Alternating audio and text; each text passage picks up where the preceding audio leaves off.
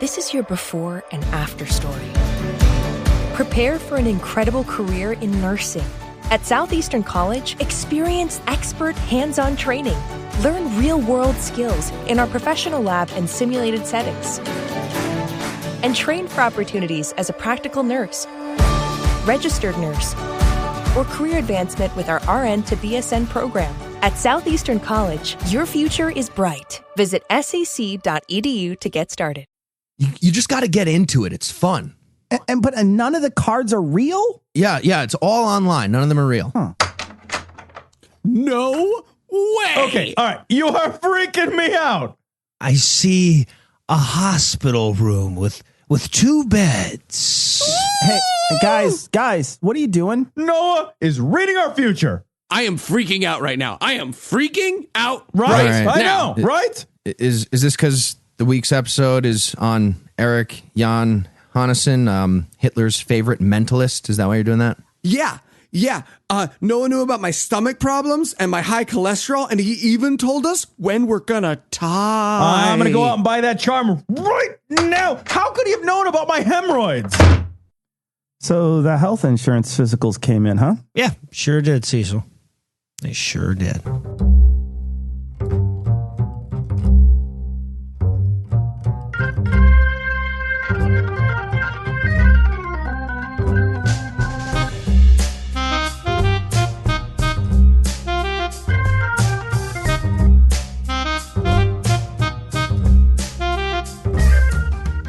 Hello?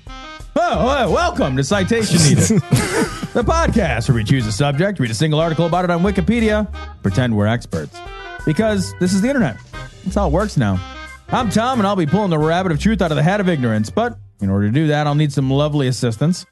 But I don't have any of those, so I'm going to use these guys. First up are 2 men who thought they knew magic at one point in their lives sometime. Noah and Eli. Hey, I could make a woman's clothes disappear with tarot cards and palmistry, Tom. When I was 19, that was the only magic trick that mattered. Is there a different one that matters now? No, not really. No. I can't do it anymore because I'm not 19 anymore. I'll show you, Tom. Lightning bolt. Lightning bolt. Cecil, did you put in the lightning bolt sound effects that I asked for? Oh, I sure did, buddy. You bet. Yeah, that's terrifying. Also joining us tonight, 2 men so excited by magic you'd think they'd just been paid off by David Blaine. Heath and Cecil. We're like black people, but without the crippling fear of magic. It's a positive. I think that this is unfair. I don't run screaming from magic tricks. I do clappy claps. It does. Sure, it is clappy claps. Now, before we saw the lady in 2 tonight, I'd like to thank our patrons. Without you, this show would disappear like magic, which is to say nobody would notice. Now, if you'd like to learn to join their ranks, be sure to stick around till the end of the show.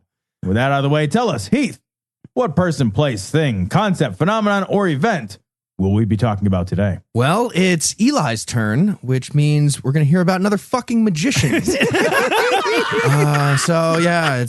Erik Jan Hanussen, Great. whatever. Awesome. Eli, you undoubtedly already knew this story and couldn't be bothered to learn anything new. So are you ready to lie as much as Noah will let you? I am, Tom. I am so much. I can tell. That's great. That's great, man. Tell us, Eli, who was Erik Jan Hanussen? I pronounced that Janussen. Erik Jansen. That's good, too. Who was Erik Jansen? He was Hitler's favorite Jewish mind reader. All right, so I'm in charge of the lying limit. That's me, because I feel like I've got the outro music here on my computer. I do the backup. I'm the backup editor guy. Oh, I have just begun, Noah. I have just begun. He gave Hitler speaking lessons, predicted the Reichstag fire, and was killed by the SA. In short, he was great at 2/3 of his job. All right, so I'm not in charge of that. No problem. All right, fine. Eli, gaze into your crystal ball and tell us this story.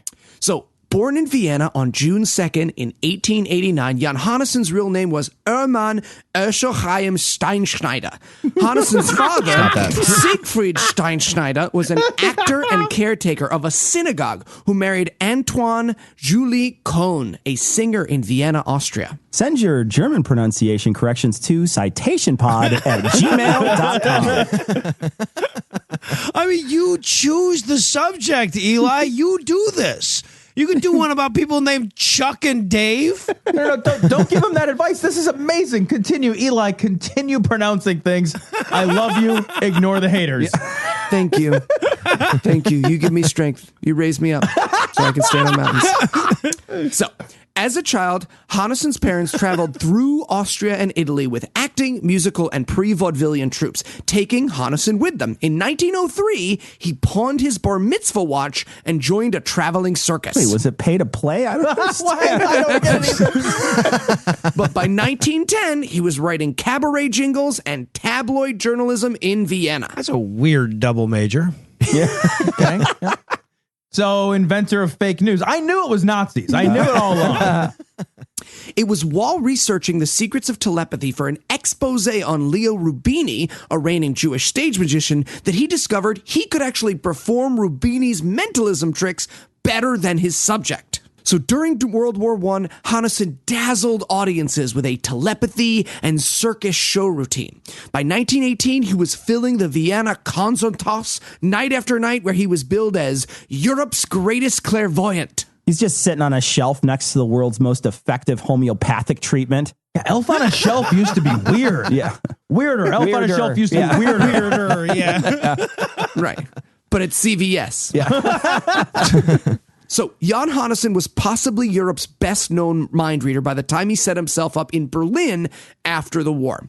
He opened a private psychic consultation parlor, which was a huge success. His prices were through the roof, further proof that he was Jewish. But Hanussen's reputation and his wealthy, famous clients allowed him to charge whatever he wanted. Oh, it's kind of like Halliburton. Lovely. Or Stormy Daniels. So Hanussen soon counted among his clients the cultural elite of the city. Among them, singer and stage impresario Leo Slezak, opera great Richard Tauber, film starlet Lillian Harvey, expressionist playwright Ernst Toller, and the up-and-coming Jewish-Hungarian actor Peter Lorre, who listeners will remember from movies like M and Casablanca. Hanussen was rarely seen without a glamorous and beautiful Berliner actress on his arm. So he knew all the famous people he could think of. What are the odds? Yeah. Hanussen became a multi-millionaire in Germany in the 1930s, so super duper rich in today's money. But just like upper middle class for a Jew. Right. Yeah, no, absolutely. I'm sure his mother always reminded him that, like, her sister's son was a doctor whenever he visited. There's no question. So with his new wealth, he bought an abandoned sanatorium where he offered a variety of occult services, including a hormonal cream, which he invented to increase male virility and female desire. Oh, that's the same cream Bill Cosby puts in coffee. Yeah, right. He had several fancy cars, 7 apartments, and the largest yacht in Berlin, which he named the Ursel IV. Okay. And he traveled with no less than 6 armed bodyguards. 4 wouldn't be in a German accent. I just want to say. 4. Carl, you and Hans fight to the death like good bodyguards. Right? I mean, what else do you do with them? Yeah, right. No, exactly, because you're clairvoyant. Right? I mean, if a clairvoyant got in trouble, couldn't he just not have been there then? Just 2 fucking bodyguards beside him. It's like, man, that's kind of a dead giveaway, bro. He's clearly wasting these bodyguards by not having them play gladiator. So fine, like, what other wasted opportunities did he have? Well, here's a quote from Mel Gordon's article, Hitler's Jewish Psychic. Quote, Hanussen's yacht was the scene of lavish feasts, where drugs were offered that even sophisticated Berliners who were quite familiar with the enchantments of cocaine didn't know about. Naked women and exotic young boys performed shocking reviews. Sometimes, after midnight, Hanussen demonstrated one of his specialties, his ability to hypnotize women into sexual frenzy and then sustained orgasm. Fake news. Fake news.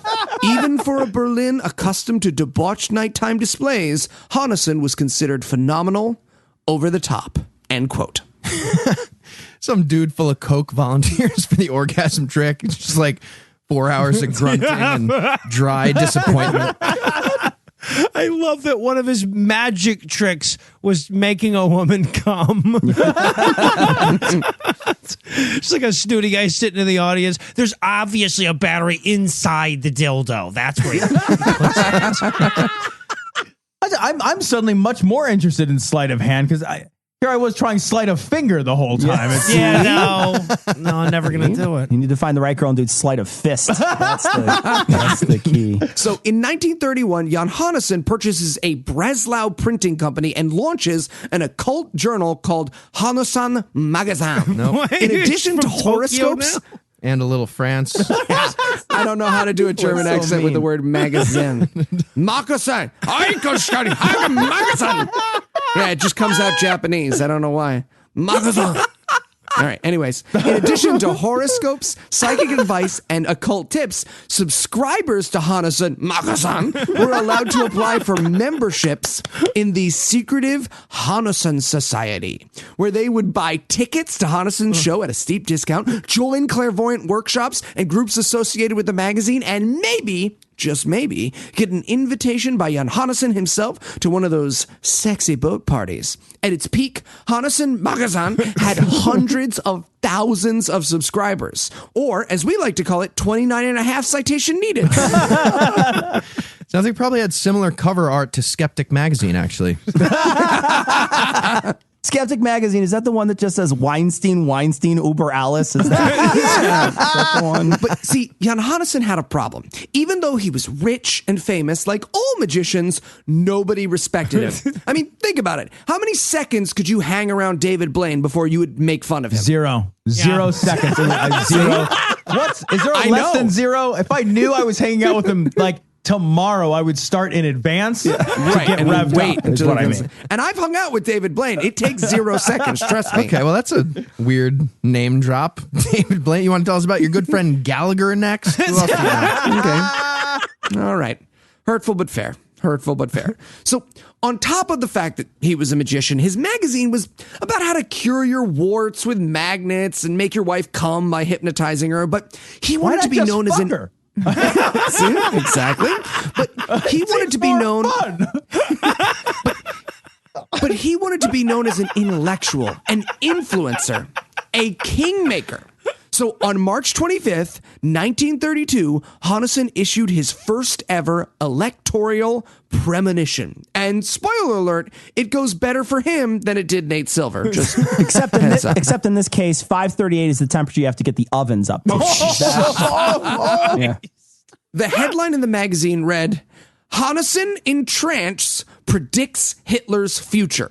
So in it, Hanussen claimed that Adolf Hitler, who you have to remember at the time was still a house painter without German citizenship papers, would not only be appointed Reich Chancellor in exactly 1 year's time, but that it would be Hitler's greatest enemies that would elect him. Jill Stein? Is that what you're talking about? Now, I should clarify again that in 1932, this was an absolutely batshit insane prediction. I mean, most people thought Hitler was a nut job who was way too obsessed with Jews. He was pitching a racist pseudoscience to his band of ever diminishing thugs and supporters. And it was even rumored that his own party planned to oust him before the election. Are we sure Jan Hanussen was talking about their election? I need a minute.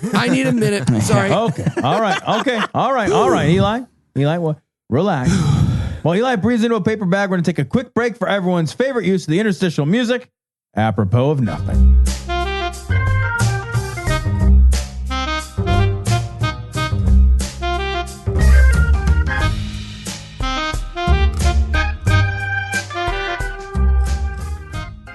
Herman!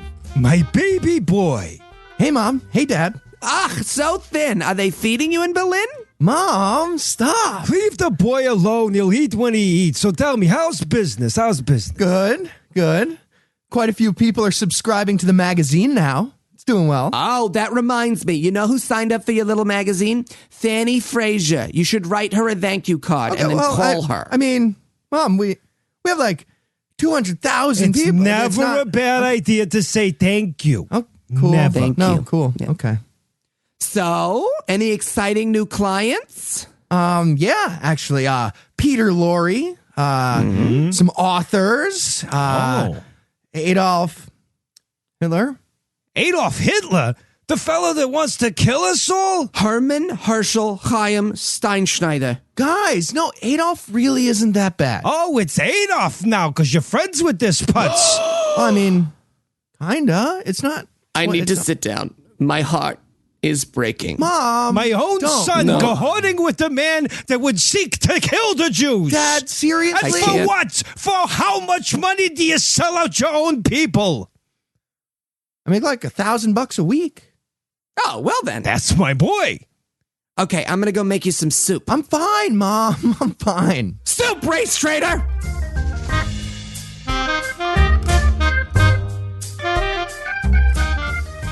That's great. We're just going to let that hate mail from our listener roll in. That now. was Eli doing all of Now our that Eli's- voices. He's allowed to say all of that.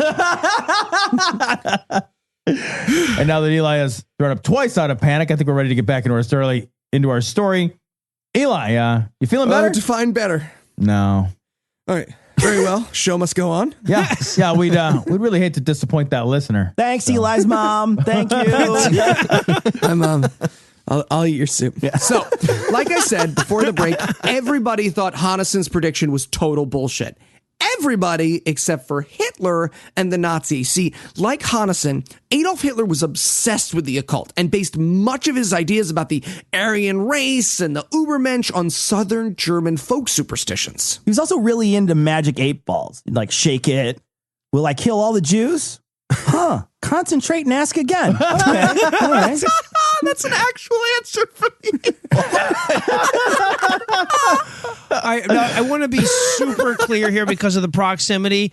Basing much of their ideas on folk superstition is the only similarity between Eli's mom and Hitler. Other than that, they're completely different people. Right. So the Nazi press ran with the story of Hanussen's premonition under the headline, Hanussen, the man who is never wrong. And while Hitler lost the next presidential election by 6 million votes, as we know, that doesn't fucking matter for how shit turns out. And Hanussen was welcomed with open arms into the Nazi fold. And Hitler would have won if there were 3 million illegal Jewish votes. See, that's why you need an electoral college. Otherwise, Nazis have no chance. There's too much anti-Nazi urban bias. It's not fair. Wait a second. You can have a crazy, racist, unqualified underdog win in a country without an electoral college? Facebook done lied to me, y'all.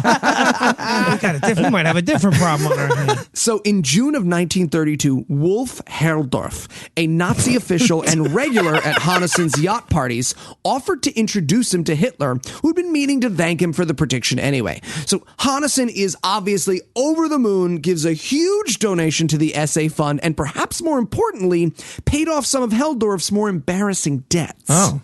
Okay, so Girls Gone Wild kept sending him tapes because he didn't turn off the auto pay, and he thought they were sending free ones, and he kept getting them. He had a giant, embarrassing box of them that he just couldn't throw out, so he hid them at his parents' house, but they found the box, and now they tell that story every time they meet a girlfriend. No, I get it. It happens to everybody. Yeah, that reminds me. I think I'm still signed up with that credit card I swiped from my dad. So I got to find where those boxes are going. And a VCR. So Hitler and Hanussen get along like gangbusters. So well, in fact, that they were nicknamed by friends and family the Two H's. They were born just 43 days apart, which Hanussen assured Hitler had great significance and tied their fates with blood magic. Remember that. It's going to come back later. They came from similar backgrounds. Both were neglected and ran away to Vienna where they wanted to be artists. They both loved amusement parks, and they even served in the same position on the same side in World War I. The same position. They both loved reverse cowgirl? Wait, that is the position you're referring to, right? That's men of their words. So there was one little problem with their budding bromance. Hitler wasn't a huge fan of Jews. But he didn't know that Hanussen was Jewish. Hanussen told everyone he was the son of an aristocratic Danish family, a lie that was only complicated slightly by the fact that he didn't know any Danish. So by the summer of 1932, Hitler met with Hanussen weekly. He charted his horoscope, gave him voice and speech lessons, and in exchange, Hitler promised him power and the directorship of the Aryan College of the Occult Arts when it opened. Yeah, and he was going to make him head Quidditch coach, too. Hey, he really wanted care of Jewish creatures, but that position was taken. So. Yeah. But see, unlike today, in 1932, palling around with Nazis got you in trouble. Now it makes you a classical liberal. Right. So the communist press went after Hanussen in a huge way. He was so worried about a plot on his life that he actually replaced his bodyguards with SA out of fear and began to incorporate Nazi symbols into his magazine so that his alliances were clear. However, it wasn't long until his secret got out. Remember all those actresses and sexy boat parties? Well, some of the ladies present couldn't keep to themselves that the so-called Aryan prophet had a circumcised penis. Wait a minute. I'm a Jew? Where's my fucking money at? Yeah, right. Cecil, you're not a Jew. They just nipped the tip so it would look better and women would still blow you. No. I mean, it's a weird thank you card you're going to have to get for your mom now. Some Nazi actress pulls a fake foreskin off his dick like it's a mask at the end of Scooby-Doo. It was old man Jew. Either way, on August 14th, an expose of Hanussen's origins ran in a popular communist paper. In addition, the editor of that paper sent a personal letter to Joseph Goebbels stating that Hanussen was a full-blooded Jew, the nephew of a rabbi, which Goebbels reprinted in his paper, Der Angriff, where Hanussen was described as a Czech Jew. Yeah, soon to be canceled Czech Jew. And after they throw him out of the party, he'll be a bounce check. So this comes out. Count Helldorf, who at this time was the head of Berlin's SA, is terrified by the news. Not only had he introduced this Jew to Hitler, but he let him pay off his debts, and everybody knew it. So he visits Hanussen's private office, where Hanussen stuck to his story. Said that he was a Danish noble, but after his parents had died in a mountain climbing accident, he'd been adopted by a Jewish couple in a nearby village. No, I'm like Tarzan, but with Jews. I'm like the Jew Tarzan. Man, those are way different stories, right? Just keeps going to Africa, getting stuck on the toilet for 6 days. You're like, well, fuck, we're going to have to... Okay, all right. But I feel like that's standard for Africa, right? Shithole countries, am I right? Oh, then Hanussen shows Helldorf forged adoption papers, which Helldorf shows to Goebbels, who didn't buy it but issued a retraction in his paper anyway. The problem with this was that Jan Hanussen had just trapped himself. See, against all odds, Hitler was rising in power. Hanussen's Jewish staff and crew were getting the fuck out of Berlin. They were changing their bank accounts to Swiss ones and leaving the country, but Hanussen was now stuck in his lie and couldn't get away. That's got to be an awkward line at the Swiss bank. Just a bunch of Jews with all their luggage and then Nazi officers with big bricks of gold. They're just like pretending to ignore each other. You guys bank here too? Cool. That really does sound awkward. And, you know, avoiding awkward situations is what World War II is really all about. So what did Hanussens do? So things wouldn't get weird, you know? Well, Tom, he doubled the fuck down. He bought a mansion right in the middle of Berlin, converted it to a brand new venue called the Palace of the Occult. And then, on January 30th, 1933, Jan Hanussen's prediction comes true. Hitler is made Reich Chancellor of Germany by none other than his greatest enemy, President Hindenburg himself, a name that would forever be associated with bad fucking decisions. Hey, look, if we filled that blimp with venomous scorpions, it wouldn't float, okay? We did the best we could. Now, as the history buffs in our audience will know, the communists were not happy about this and took to the streets in protest. So the Nazis came up with a secret plan to frame them with an exaggerated act of violence to cement their power and make it seem like the violence was on both sides. Cecil, tell me you see it. You see it, right? Sweet Cecil. Sweet Cecil. Look, you see violence. I see fine people on both sides, Eli. Fine people. 2 in a row with the presidential retweets. Yeah. At least the voter turnout was nice and high in 1933. It's like 89% Germany. And of all the third-party votes, went to Otto Wells, the second-place guy. He beats Hitler. Jill Stein voters are exactly the same as Nazis. Is what I'm saying. Exactly the same. So for those out of the loop, I'm talking about the Reichstag fire. Okay, am I the only one that feels like we're veering way the fuck off subject here? I feel like this ends 16 hours from now with you talking about piles of bones picked clean by birds and pronouncing again like it has a bunch of E's in it. Yeah, okay, Eli, you're losing Noah. You're losing Noah.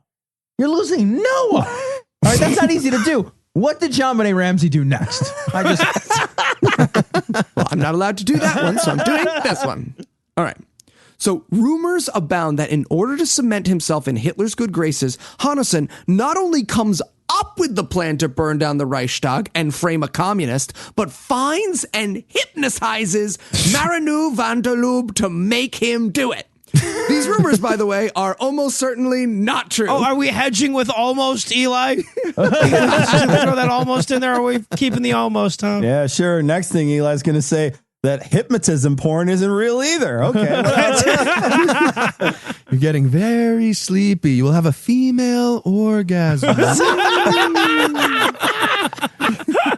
So it's much more likely that the SA did it, blamed van der Lubbe, who was a drifter and mentally impaired, but Hanussen definitely knew about the plot, and that would be his undoing. How? How? I'll tell you. So, the Wikipedia does not do this part of the story justice at all. But Mel Gordon's book, which I had already read before this episode, Hanussen, Hitler's Jewish Clairvoyant, does. Gee, I wonder why Wikipedia leaves this part out, Eli. The night before the Reichstag fire. Stop talking like you're saying real things. Just talk normal like we know you're lying. You want to argue with Mel Gordon? Mr. Doctor Mel Gordon of law? The night before the Reichstag fire, Hanussen holds a seance at his Palace of the Occult. Exclusively for a slew of invited reporters and the elite of Germany, which includes his good friend Helldorf. He hypnotizes people, he tells some horoscopes, moves some shit, but he concludes the evening with a series of personal readings. And when he gets to Helldorf, he stops. He pauses for what seems like an eternity, and he says, "I see a great house engulfed in flame." And then he moves on. Helldorf doesn't move or say a word for the rest of the night. Do you have a flashlight on your face as you're telling us this part? It gets so much worse. You are not ready. It's just like when we canceled Jade Helm right after Alex Jones called it. Yeah, very similar. Was your card the burning down the Reichstag building tomorrow? Again, the Reichstag fire broke out 20 hours later. Van der Lubbe is caught and confesses. Hitler used the fire to outlaw the Communist Party, and then in 1933 issues a series of laws with the same excuse that would cement his power and give birth to the Third Reich as we know it. And that birth was something. They had to force labor. So, Christ. Oh, no.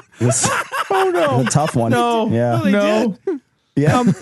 Now, Eli, can I just pause for a moment and point out that you are now sharing a story about how a magical Jew is kind of responsible for the Third Reich. Okay. You know all that, right. We got to move on. Move away from that question. Nobody pay attention to that question. What happens to Hanussen? What happens? As you can imagine, Helldorf is not pleased with the stunt.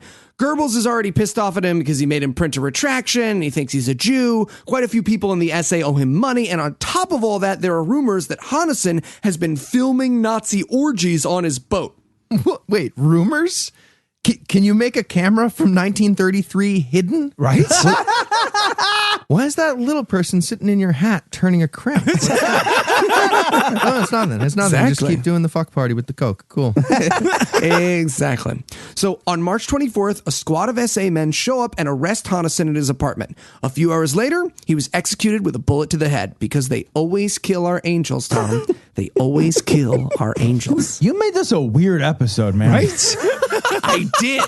I did. But I have one last piece to add that is almost certainly a lie, but it is too good not to add. Again with the almost. Again with the almost here. Okay, so those who remember my Chung Ling Soo episode will remember Christopher Milbourne. Christopher Milbourne wrote The Illustrated History of Magic, and in an ending so obviously bullshit that it was actually removed from later editions of The Illustrated History of Magic, this is the story of Hanussen's execution. So, Like many during the rise of the Nazi, Hanussen was actually forced to shoot himself to make it look like a suicide, so the SA wouldn't have to investigate the murder. And the story goes that the Fuhrer was so offended that his former friend had lied to him about being a Jew and possibly blackmailed his officers and nearly undone his plot that he attended Hanussen's execution himself. It's nice to have a friend to share special moments with. So at this point, Hanussen has been tortured for hours. He's confessed to everything. He's led bloodily out into this courtyard near this forest where Hitler himself is waiting. Hoping for mercy, Hanussen begs his old friend and student to spare him, but instead, Hitler hands him a pistol with a single bullet. Please tell me he asks for 3 bullets and goes deer hunter on him. Right, nobody catches him in his teeth. It's all better than that. So according to the story, Hanussen looks down at the gun, touches his own blood, touches Hitler's hand, and quotes Hebrews 10:30. It is mine to avenge, I will repay. He then shoots himself, and this is important, on the left side of his head, because Hanussen is left-handed, but Hitler is not. The dumb fucking story. Why wait for the afterlife for revenge? You literally have a loaded gun in your hand. I don't get that. Just shoot him. He's right in front of you. I will tell you, because exactly, and this is true, exactly 12 years, 1 month, and 13 days later, almost exactly the difference in their birthdays. Almost exact? Almost. It's almost Remember? exactly. Is it near? Blood magic. Nearly exactly. Somewhat close. Bound by close blood to magic. perfect. Off by a couple days. You shut your whores. You shut your whore mouths. You don't know. Almost exactly the difference in their birthdays. Adolf Hitler shoots Nearly himself. mostly that way. Adolf Hitler, the head of the Nazis, shoots himself in a bunker with one odd detail out of place. Adolf Hitler shot himself on the left side of his head. And that's true. Yeah. Fun fact, Ava Braun's granddaughter is Courtney Love. So, it all fits together. Another cool fact, if you stand in a dark washroom and chant Bloody Hitler 5 times, you'll see the Republican logo form on the mirror. All right, if you had to summarize what you've learned in one sentence, what would it be? Kill in 2020. No.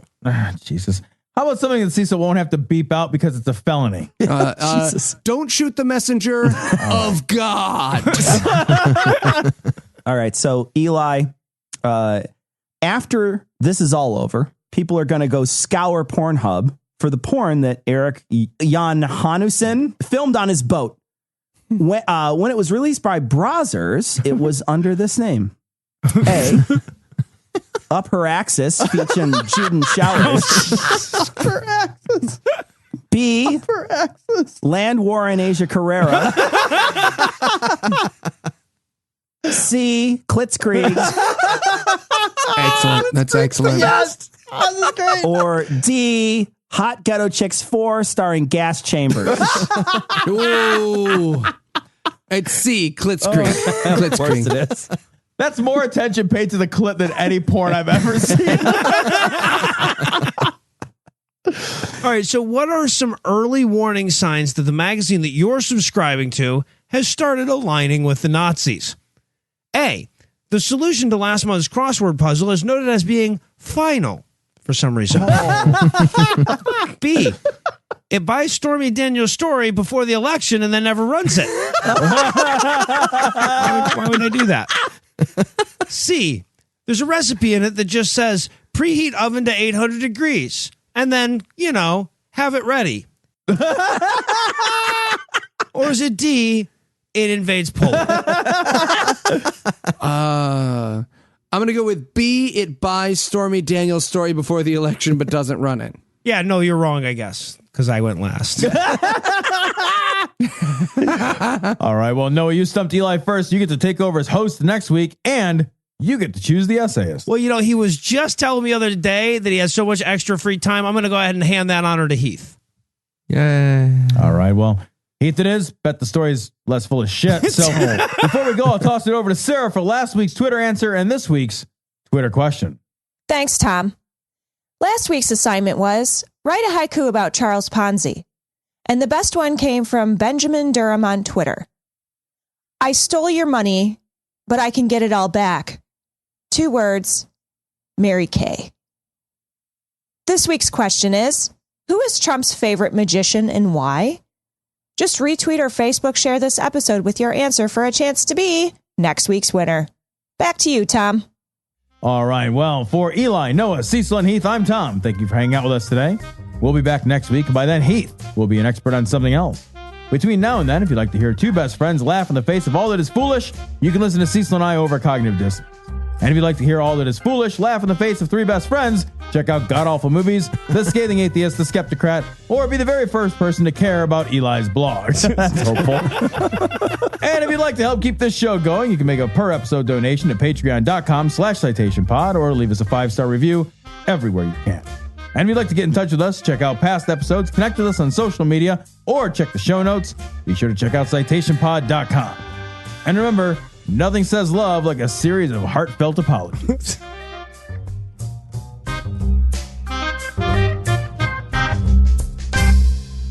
Hey, Eli.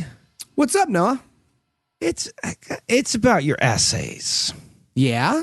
Well, I was wondering if they were going to keep being so not very true. I mean, I wouldn't really consider them... I mean, are they all going to just be this colorful? Look, I like a good story, and if that means that occasionally... I thought so. I will repay... Ooga booga you too, buddy. Ooga booga you too.